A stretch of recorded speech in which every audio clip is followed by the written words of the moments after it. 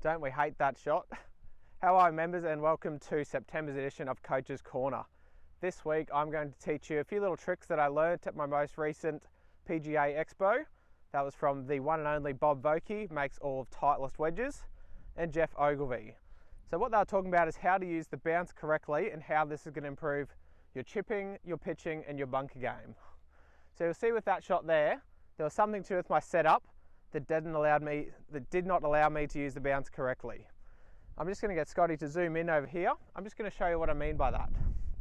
So I'll see in that setup I had the shaft leaning too far forward, that's sort of hands forward, and the club set up like this, almost looks closed.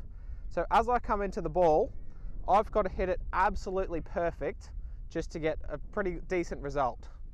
So by doing this, this is allowing the club just to dig straight into the ground. It's not going to let the bounce use, and it's not going to allow it to slide through the grass.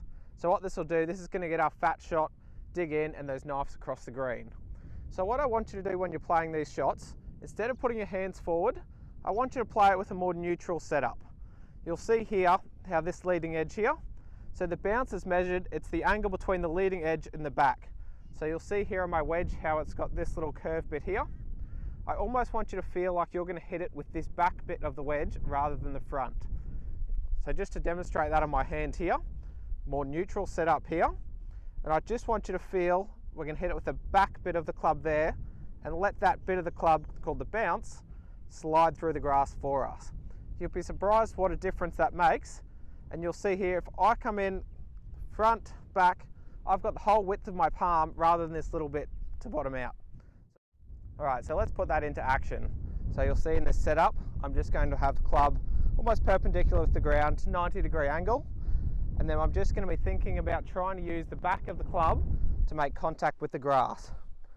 We shouldn't take a divot, it's just that nice little clip on the top. We'll give that a go. See there, much nicer little crisp sound. Should get a little bit more spin, a little less chance of digging in. Hopefully that tip will help your game, and if not, we're always available for a lesson on short game. It makes up 90% of your shots. All the best, and I'll see you in October.